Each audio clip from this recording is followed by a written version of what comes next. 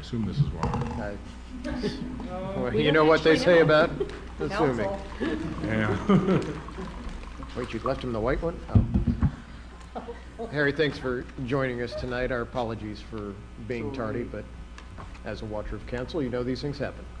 The format tonight, we're going to give you a couple of minutes to introduce yourself, say, you know, what you'd like to let us know to start off, and then we'll get into a Q&A.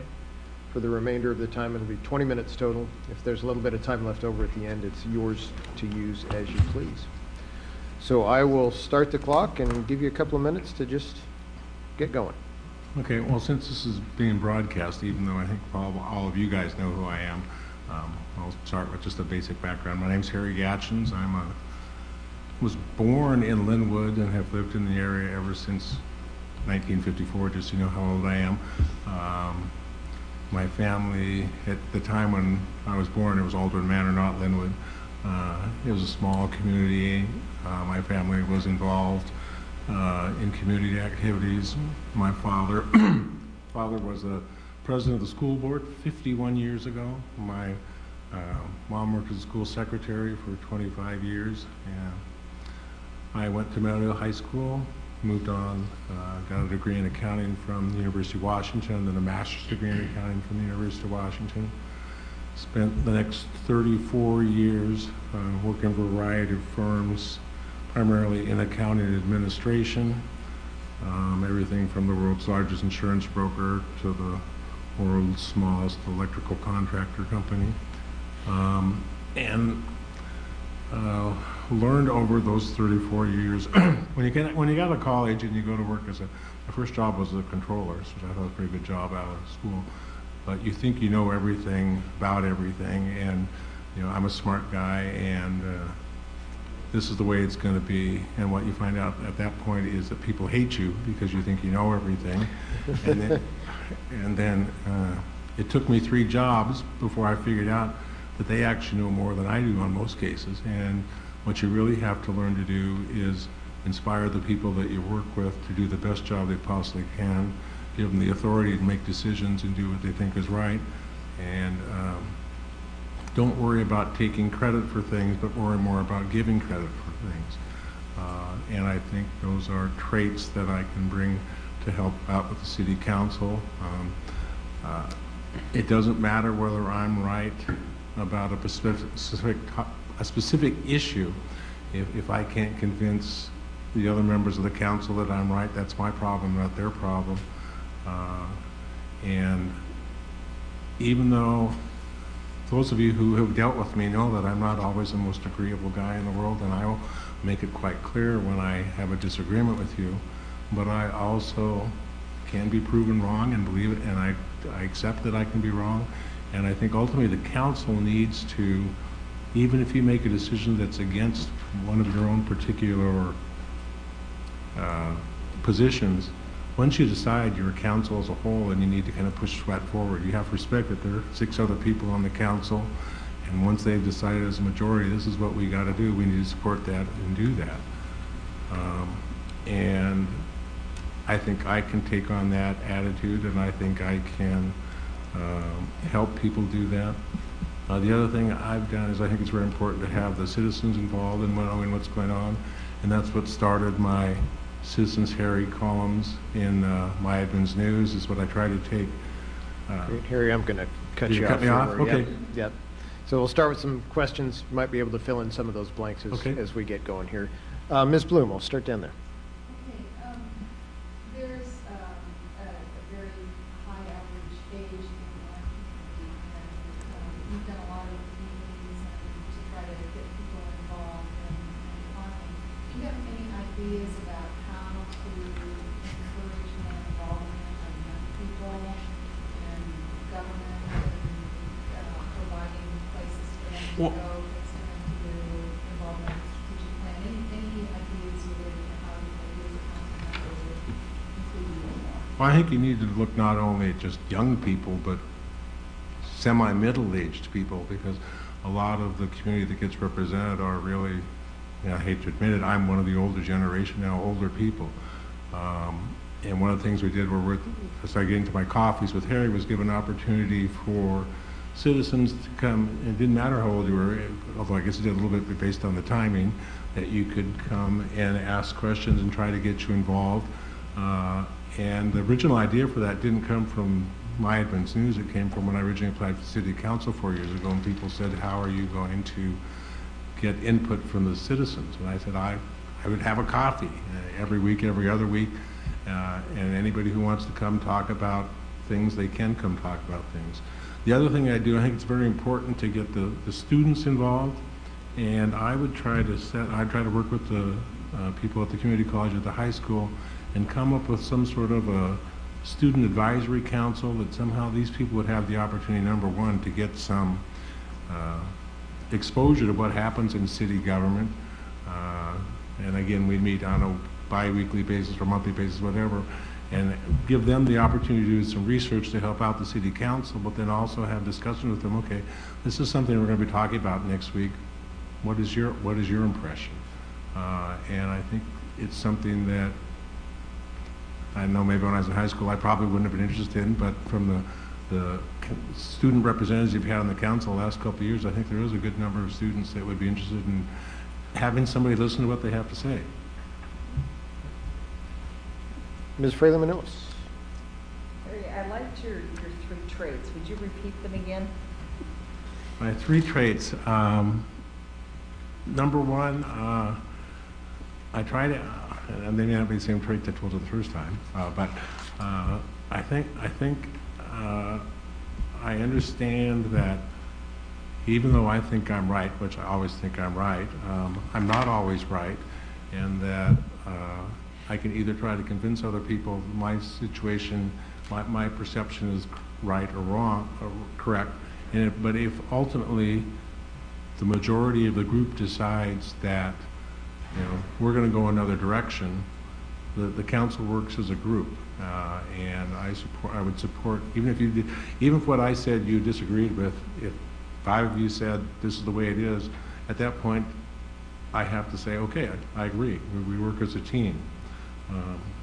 The other thing is, the other trait I have is what I'm trying to look at, and what I think the council needs to look at 100% of the time on every single decision, is what's in the best interest of the city, the citizens of the city of Edmonds. Not what's in the best interest of my friends, not what's in the best interest of my future political career, and not what's in the best interest of the bowl or the people on Highway 9, but taking the citizens of the whole. Every decision you make needs to be what's in their best interest is your top priority, and that's the decision you make. I like that, because I do think you do need to have the perspective of everybody and not just select groups of folks, but all the citizens. And your third one was that you like to push people forward, not taking credit for things that they've done, but giving them the credit.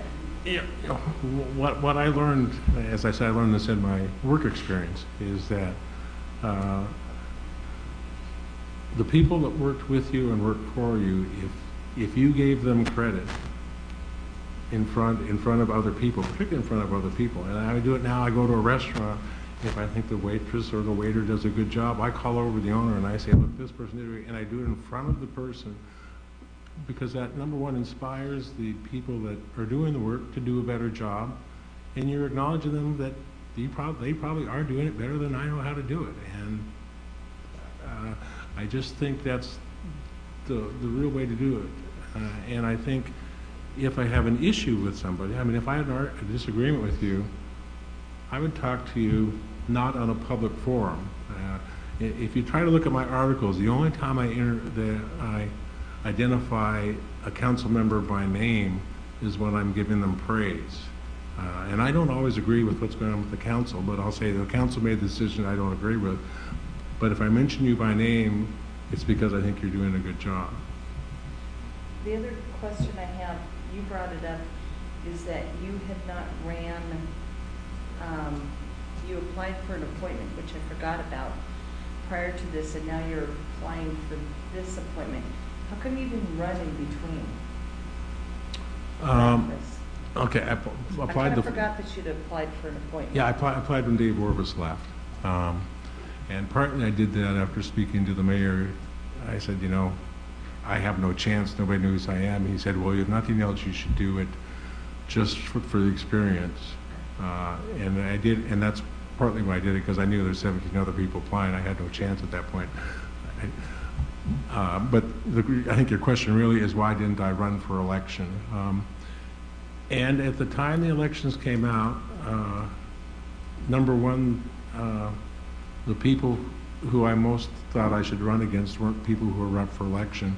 And also, I thought there was a really good slate of candidates, choices already, that I could support, and not people that I would necessarily want. You know, you don't want to divide the votes away from the other person that you think is a good person, and I just thought it wasn't the right time. Okay, thank you. Harry, my question to everybody would obviously bring a lot of financial acumen to the city, but what would be a pet project outside of maybe the realm of finances that you would like to see the city council work on? Neighborhood issue, whatever, something that might just even be silly. From my perspective, there's several different segments of the city that I don't think everybody looks together as a whole. There's the sort of the Highway 99 group, and there's the Bowl group, and then there's the people who live out Perrinville or me who think, well, we're neglected. And what I would like to do is figure out, how do we get all those people to agree that we're all one city, and even though the needs of the people on Highway 99 are different than the needs of the people in Bowl, are different than the people in Ferndale Village, we need to all, if we're ever going to be successful with this city, we need to all work towards working as one big family. Family may not be the right word, but I just try to bring the various factions, and also in addition to physical neighborhoods, you know, as we brought up the younger people versus the older people versus the middle people. I think the not lower middle-aged people feel neglected by the city right now. They think, you know, everything's either based towards the senior center or for the kids, and I'm 35 years old, what about me? And I've heard that from people. I wish I was 35 years old, but that's the other people. Thanks, Harry. Ms. Petzo. Harry, I know that we've talked about this before, but I honestly cannot remember entirely where you stand on the building heights issue that periodically comes before the politics in this town. Are you a supporter of our height limits? Do you want to see taller buildings, or are you somewhere in between? No, I think we should put some 76-story buildings in downtown. No. I'm not, my feet are not stuck in the ground at any one part of that issue. I think the general character of the town requires lower building heights, but I would be open to hearing proposals on specific projects that may, you know, and not putting in the 6 or 7 story building, but okay, we need 4 more feet to do what we need to do here. I think a lot of people talk about what's going on down with the antique mall, and, you know, we should do this with it. Well, the problem is that's somebody's personal property. You can't tell them, you can't just take it from them and say, well, this is what we should do with that. But my understanding is the person says, well, I could develop it if I had some leeway in doing this. And I think the city needs to look at how to help the person develop that piece of property. Well, everybody say, well, I don't want building the heights going up, it ruins our character, ruins my view. On the other hand, I'm not willing to pay any taxes to keep the services we want that I might be able to avoid if we had a little more leeway in what we do with building heights. So I'm not in favor of, you know, bring whatever you want, but I'm also open to hearing what proposals there might be. Okay, thanks. Great. Mr. Yamamoto. Hello, Harry. How we doing? Okay. Leadership in consensus building is very important, obviously, within the group. I know you're a financial background and other things, but how are you going to divert that and lead us through things and get everybody to kind of go along with you? snap my fingers, you're all just going to fall right into line. No, you know, I have,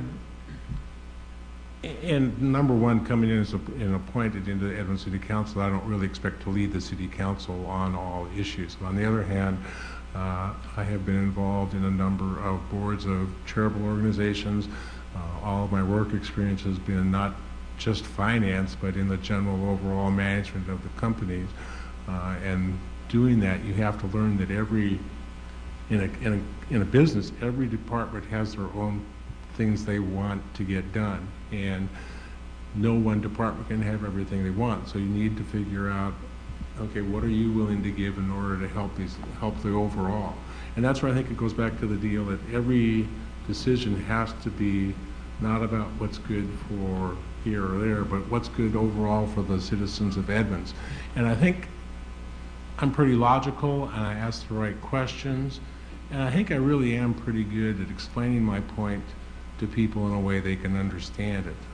That was again the point of the articles in the My Edmonds News, is not to make a hard and fast point that this is what's going, you know, this is the way I think the city should run, but these are the options that there are for people to understand, and then let people make educated decisions. And if the other council members, again, if the other council members like my suggestion, great, and if they say, no, you make some sense, Harry, but we don't agree with you, that's okay. I can live with that. Thank you. And Ms. Buckshness. Hi, Harry. Hi, Diane. Thanks for all your help. I know you're with me on the levy committee. I know you and I have had disagreements about how the city has reported its financials over the couple of years, which we now are reporting them more transparent. What's your opinion about budgeting by priorities and moving towards that direction where we have outcomes that we start budgeting towards and working through our strategic plan and, you know, working that way? I worry about getting into, number one, budgeting priority is a very costly and very time-consuming process.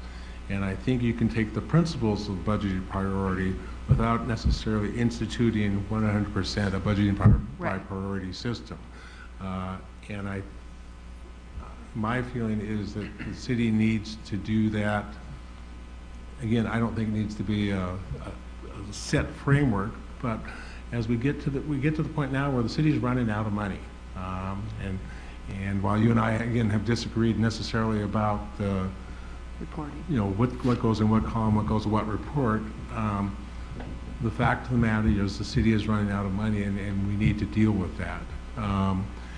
And I read the Steve Jobs autobiography, and he said, and you know, the city is not a business, but Apple Computer has done a lot of good things. And the way they've been able to do that is that they don't worry about what they do in one department taking away business from their other departments. They don't worry about the fact that if they develop the iPad, it might take away sales of iMacs. Everybody in that company worries about the overall of the company, the entire company. And I think you kind of doing that with sort of, that's what the process of budgeting priority is that all of the departments of the city of Edmonds need to think about not what keeps our planning department busy or what keeps Public Works busy making things, but how can we, with all the people we have, best serve the needs of the community? So it's budgeting priority, but it's not the precise system that I saw outlined at the presentation. Oh, and not saying that we're going to have to do the Redmond way. There's many different ways, but that was a good answer. Thank you. The best tonight.